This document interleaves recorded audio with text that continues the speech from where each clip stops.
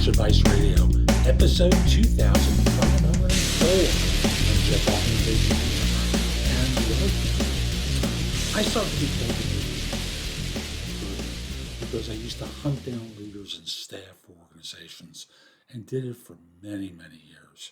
Now I coach people.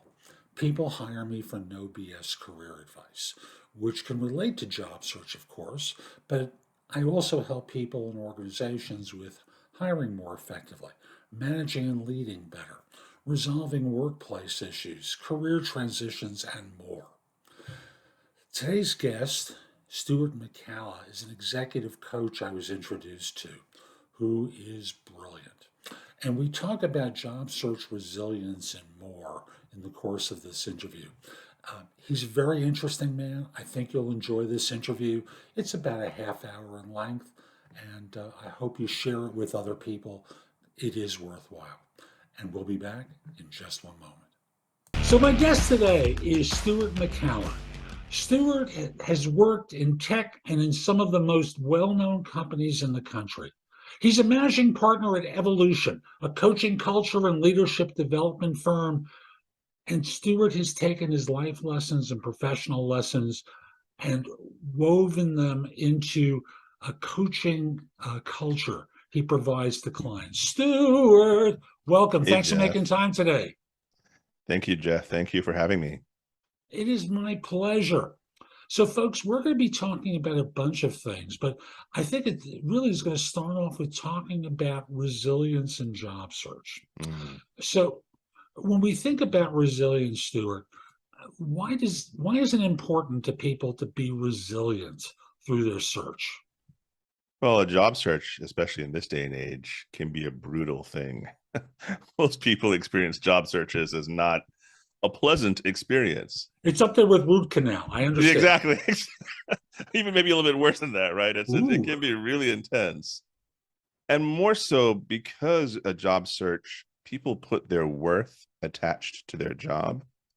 And so getting a no or a rejection can be really intense for folks. And so crafting or cultivating a sense of resilience is going to help you be more successful in a job search and be able to navigate the nuances, the weirdness, the rejections, the highs, the lows of any job search that anybody's engaging with. So some people think of resilience as having one definition. I want to make sure the audience understands your definition of resilience. Right. Yeah. How would you define it for them? It's a great question. You know, resilience for me is multi-layered, but it really is this idea of knowing who you are and not being knocked around, or not your sense of who yourself is not being shaped by the forces around you, and that you're able to adapt to the situation around you, still staying true to who you are. So resilience is not, I can overcome anything, because anybody can overcome anything and change who they are to overcome that thing. But if you're resilient, if you are adaptable, if you are sure of who you are, then nothing's going to knock you off your pedestal or knock you off your balance, basically, right? If that makes sense. Yeah. It's so funny. And folks, if you're listening to this in podcast form, Stuart presented that sentence, that definition, solid. Firm. There was a quality in his speech and in his manner that he was unmovable. Yeah, thanks for that. But that's many years of dealing with, job searches and clients and, knowing who you are, getting to the heart of who you are in any job search. Job search is going to be almost like personal self-development. You're going to struggle. And so, as you can imagine, it's a crucible that refines you.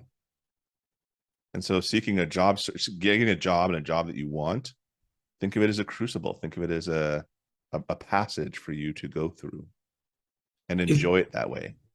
It's so funny because, having worked in search for as many years as I did, I spoke to thousands and thousands of people who were basically like fish in a pond trying to jump on whatever hook got thrown in the water for them. And that sense of certainty about who they are and what they want was non-existent. Mm-hmm. Because Mm-hmm. I need a job. I want a job. Give me a job became their manner. And thus, anyone meeting with them would get that sense of anxiety and desperation That's that right. so many people have as they engage in that job search. Yeah. And you know, I think um it's not very useful to adopt that stance of desperation and anxiety. And I wanted to say and offer, I know that people have and are desperate and anxious because the world, you know, if you're having a job and you've got like two kids and you know, you may be the only breadwinner or maybe one of two and you need that income, it can feel very defeating and anxiety producing. So what can you do under stress and how do you learn to deal with stress? You anticipated my next question. That's That's right. perfect. We had to do a segue at some point, That's right. Great minds, right? or something like Yeah. that. So, how do you start developing that sense of resilience? Yeah. So I'll tell you what I did. And everybody's going to be a little bit different, but the first thing I did was I made sure to collect people around me who were mentors and guides. And you'd be surprised. A lot of folks will say, well, you know, in getting a job, I don't need a mentor. I'm like, actually, you probably do. A mentor is going to be able to tell and be a voice of reason for you. You're going to be they're going to be able to tell you, hey, maybe you shouldn't do it this way, or have you thought about a different way, or this is my experience. And having that information come in that you can process, analyze, and then move on and use is super useful. And many people really want to be mentors. You'd be surprised. A lot of folks who have said to me, well, I don't know any mentors. I'm like, well, go ask your old boss if you have a good relationship with that person. Go ask somebody in your field, do an informational interview. You might not be able to get the person that you want, but they might pass you on to somebody else that might become a mentor. So that's the first step, I think. I'm going to add in the one thing of, or hire a coach to work with Or you. hire a coach. Yes, that's right. Well, I mean, I'll And, just say, you know, I've and the same issues with coaching exists with mentors. There's that's right. some very good coaches, and there are some really infantile baby coaches talking about the dream job with the Right. wonder. It's childish advice that you get from them because they don't know. Well, I think, you know, the coaches, so we'll go off a little bit on a tangent here, but the coaches who I think are most profound have done their own work so they Mhm. know where they stand in the world. And so coaches, the coaches that I've seen, and I'm hoping I can count myself one of them, but it's not for me to say, it's for my clients and for the people who interact with me. Um, that when I do my own work, I show up differently. And so the same thing with a job search. If you do your own work, if you investigate the things about yourself that people have said sometimes you might do in a job, or if you have a practice by which you are journaling and you're reflecting on your thoughts and see the highs and lows that are happening within your life. Um, if you enjoy, if you, there's a lot of community, there can be some weird ones. So, but if you join a community of people who are doing similar work, I mean, be careful. I think let's just say that, right? But if you join a community of people who are doing that work as well too, you then develop and have that skill reflected back to you, that sort of self-exploration, um, you know, deep dive within yourself. And it's not something you do every day, but as you do a little bit, it's, you know, it's funny. I just got done with a weightlifting class and I'm 51 years old and weightlifting was not my thing for a long time. But what I loved about it was it is an incremental developmental skill. And the same thing with a job search. It's an incremental developmental skill, and building that resilience and that system around you is incremental and developmental. It's not going to happen overnight. It takes a little bit of time. So develop that time and be deliberate about it. I remember writing notes. I still looked at my notes from when I was looking for jobs, and I wrote notes on everything that I happened in an interview. What did I learn? What did I like? Who did I not like? Why did I not like that person? What was my experience? Like, ask yourself questions after every job interview, and you'll see over time a pattern developing, and that's what you want to look Absolutely true. And For so many people, they've they think they're supposed to figure out things by themselves. That's right. Yeah. I'm an adult. I should know. That's the shorthand for I can do this by myself. I should be able to do this by myself. And I always Hmm. ask the question, and who told you that? Not only who told you that, but why did you even think, you know, all the most successful people that I know have a team around them. Whether it's a team they pay for, it's a team that they've built over time through relationships, they have a team around them. When I coach my clients, and I've, coached CEOs and senior vice presidents and executive vice presidents, the first thing I ask is, what's the team around you as you're embarking on this coaching journey? It's not just me. I'm one person that can give you an insight, but do you have a naturopath, a therapist, a spiritual advisor, a yoga teacher, like whatever it is around you, but it's not just one person, it's not two people, it's probably about 6 or 7. Yeah. And just develop that team around you that you can go to so that you're not doing it by yourself. Nobody has ever accomplished anything by themselves. I'm going to say this completely declaratively, and I could be completely wrong, but nobody has accomplished anything by themselves that has had huge impact in the world.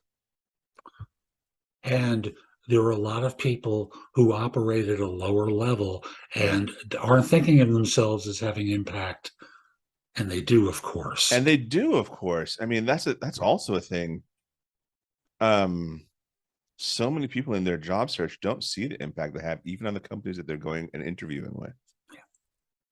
So, in developing resilience around the job search, Mm-hmm. I want to connect it with that for a second. Sure. What sort of things should a person be cultivating in order to develop that resilience, that solid quality? We've spoken about having a team of advisors around someone Yeah, that's right. That's as right. an important quality and developing a degree of, I don't want to say personal certainty, although that could be a shorthand some people could use for it. Mm-hmm. But being solid. I'm going to go back to that word from earlier. Uh, Yeah. and how do you start developing that solidness as an individual, male or female? How does that work? Where do you start? And I love that you said that it's not gendered. It's male, female, it's young, it's old. There are people in their 60s who are developing this sort of solidity. And the way that I think about it is depth. Have you looked at the deepest aspect of yourself and swam with the sharks in your psyche? Right. So have you noticed, oh, wow, there are these family histories that I hold, or there's trauma that has been passed on intergenerationally, or there's, um, things that I do that I'm unaware of and that have negative impact on my family or the people around me. But that solidity comes from examining who you are. And I'm biased as a coach because that's what I do with my clients and I do with myself. Like I don't do anything with my clients that I'm not doing myself. But that knowing who you are and that solidity makes you grounded, feet on the ground, feeling the earth, feeling the power of the earth. And a lot of times when I've helped people around trying to get a job, they get so focused on as you said, jumping on any hook that they can't really just enjoy the pond that they're in right now. And of course, you might have to take the first job that comes your way. Once again, I'm not saying don't take the right job or don't take the job for you if you're in dire straits around finances and you have to, provide for your children and your family. But don't think of it as that's the end or be all. Think of yourself as a brand. So if you hold yourself solidly, who am I as Stuart? I'm not the flashy go lucky happy guy that's going to make you feel necessarily great about everything when you're in a coaching conversation with me. I'm the kind of guy that's going to hold you and be solid with you as you explore sometimes intense experiences, all in essence, all to make you a better leader. Yeah. And that exploration serves in the job search process. Absolutely. It's essential in the job search process. that exploration, and it was so interesting when I first discovered that, because I said I took notes, and as I was talking to my mentors, they would say, "Huh, you have a whole bunch of assumptions about the people that you're interviewing with, that they don't know you, that they're not." I mean, how disrespectful that is if you're going to an interview and you're like, "This person's an idiot." That's not that's it's probably not going to go well for you in the job experience. Or this person doesn't see me, or they don't, the ways sometimes we hold sour grapes, especially when we don't get the job or we made a mistake. um what happens if we go in and we say, okay, what is my experience of this? What am I doing in this job search that I notice is either going great or going not so great? And who are the people that I can talk to who can reflect back to me both the positive things that I'm doing and also the not positive things, the negative things that I'm doing. So And you have a you'll mirror. Yeah, and you'll notice, folks, that he spoke about himself, because I know so many professionals, so many people looking for work always blame someone else. You Yeah. know, it's Yeah. it's their fault. Why aren't they fill in the blank? That's right. And you've got a part in this equation too. So, there's a dynamic that exists between you and other people that helps to create the flow of the conversation that That's right. allows you to either perform as a world-class individual or not. I love that you're saying and reminding people that there is an equation to this. And I'll just offer folks, how can this person sitting in front of you that's interviewing you know who you really are? They have 15, maybe 30 minutes talking to you, and they're making all sorts of assumptions about who you are. So it's not the person in front of you that's the issue. It's what can you do to get past that person to the decision maker. So let's be tactical here. Okay, Sure. let's go less theoretical and more tactical, right? So you're in any job interview, you're looking for the decision maker, and it's usually not the person hiring you.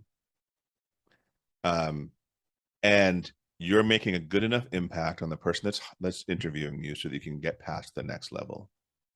Be yourself. You'd much rather be yourself and get rejected than not be yourself and get into a job you're like, this sucks.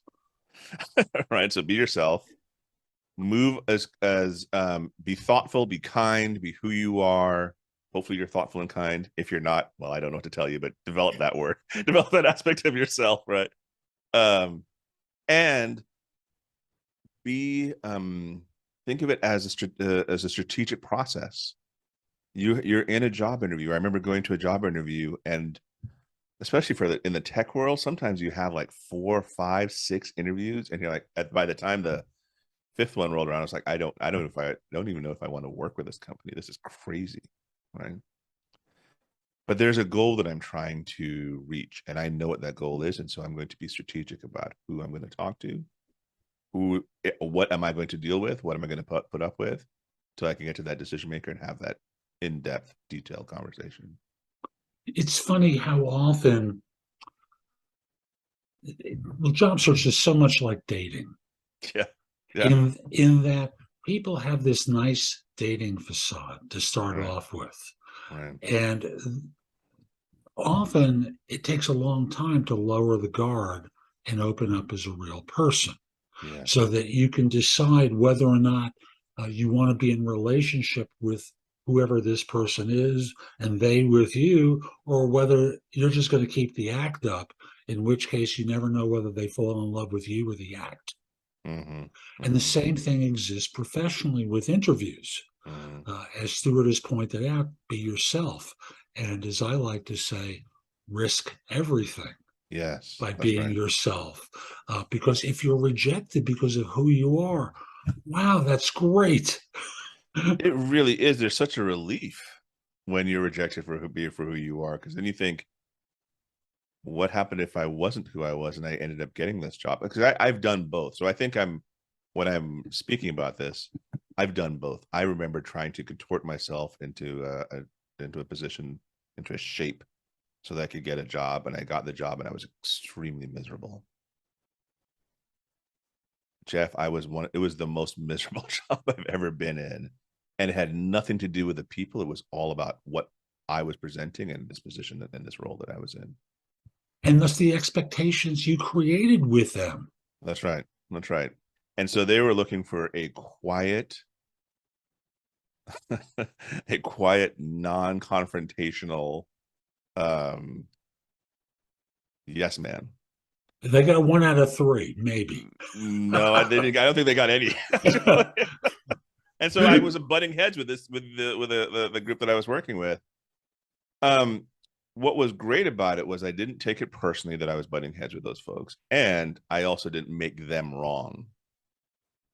So part of the work that I did was, okay, well, this obviously isn't the right job for me, so let me start my job search before I either got fired or quit, or let me start the job search now. Which was interesting because doing that alleviated the pressure so I could show up differently in this organization. Mm-hmm. So I would always tell people, if you got a job, great. You're always looking for your next one, and make sure that you're not static, that you're always looking to say, what's my next level or my next goal that I'm trying to reach? And that's for any position in anywhere. It doesn't matter what you're doing. Yeah, I assume, well, folks, I always do a pre-interview with my guests. And in speaking with Stuart, one of the things he wanted to speak to were mental models Yes. Oh, yeah. and how to deploy mental models as part of this. I hand the baton to you. Take it away. Yeah, well, mental models are great lenses by which you look at the world and help you make determinations. So there are mental models on the developmental side, like who are you as a person? Enneagram is one that I've heard people use, leadership circle profile, um, Center for Creative Leadership. There's all these mental models that people use in order to determine who you are as a leader and who you are as a person. There are also mental models on the kind of work that you do. So I used to do agile coaching for a long time. So if anybody knows what that is, it's a type of business methodology around understanding the way work happens in business, both from the individual all the way to the systemic. So integral theory is a great mental model for people to use. Mm-hmm. Cynefin, David Snowden's work, is a great mental model to use, whether you're Could you spell that one for people? Sure, it does, and it sounds nothing like how it's spelled. Nothing like how it sounds. It's Cynefin. He's Welsh, I believe, and he used I don't remember what the term means. But whether the thing in front of you, the problem that you're facing, whether it's simple, complex, complicated, or chaotic, that's a great way to look at anything. Actually, is it a simple problem? Is it a complex problem? Is it a complicated problem, or is it a chaotic problem? And I'm not going to go in and try and explain a class on Cynefin right now, but I think for anybody who's looking at it, what would it be like to take that model and try and wrap your job search into that? Is a simple problem of me trying to find a job by just going out and sending 200 resumes? Is it a complicated problem? Like there's a best practice that I can use? Is it a complex problem? I don't know what this thing is. So I'm going to keep trying to figure it out. And so I'm going to try all these different tools or tactics. Or it's chaotic. I have no idea what's going on. So I'm just going to throw out my resumes and stand in the middle of the street, whatever it is that I can do to make sure that people notice me. So having those models are super useful, especially in a job search. So collect models and think of them almost like, when you go to the eye doctor and they put the different lens in front of you and they're like, can you see now? You're like, nope, still can't read whatever that thing is. But then what the right model might get in front of your face, and all of a sudden you're like, oh, I can see it clearly now. I can see I see what I need to do, or I see my next step.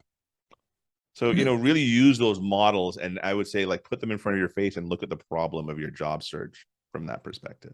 And it seems like that leads to the idea of experimentation. Oh, yes. It's so funny when we were talking last, I remember saying that, and it also goes with rejection game, but we'll talk about that in a section. But experiments really are the way that you're going to get the best job. Should I show up early? Should I show up on time? Should I wear a t-shirt? Should I wear a shirt? Should I be myself? Should I be somebody else? these are all experiments that you can try when you're doing your job search. And I would say write down the experiment ahead of time to say, this is what I'm going to be, this is what I'm going to try. And I know I'll be successful when this happens. So you have an idea, a hypothesis, and then you have the result by which you know that a hypothesis is successful. And a lot of times people will go through a job search and not be deliberate about it. The biggest thing for me when I was going through job searches was being deliberate in creating the experiments that I could document in my notes. And it seems like a lot of work for a job, but it is a job. Like finding a job is a job in of itself, right? So treat it as such and document it And and for create those experiments. and for those of you who are younger, you're looking at this over a lifetime. That's right. And for those of you who are older, you're looking at it for the balance of your career. Why not? Why not? Why not? Because here's the thing. If you experiment and build resilience, build mentorship, build a team around you, can you imagine if you got and I actually got a job that I loved doing this. I loved the people I was with.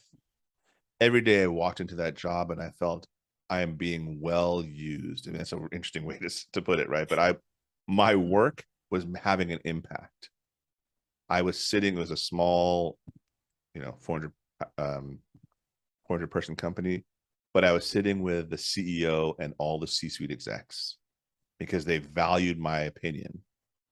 But I also could go and talk to the individual programmer because they also valued my opinion because I wasn't trying to be above. It was the best of both worlds. I was able to travel different levels in that organization. I wouldn't have gotten that job if I hadn't experimented and thought about what kind of work do I want to do. And I didn't get that job the first time, and I didn't get that job the third time, but I got that job the fifth time. Beautiful. And you mentioned the term rejection game, if I'm not mistaken. Yeah. It was a term I came across in the early 2000s. I'm dating myself. But it was the early 2000s. I hope you're having a good time, but yeah, exactly. Oh, good Lord, Jeff. I told you I did this kind of stuff. I know. I should have been ready. But getting a no. I remember the first time I got a no in a job search, and I was like, "Oh God, I really wanted this job. I knew it'd be great."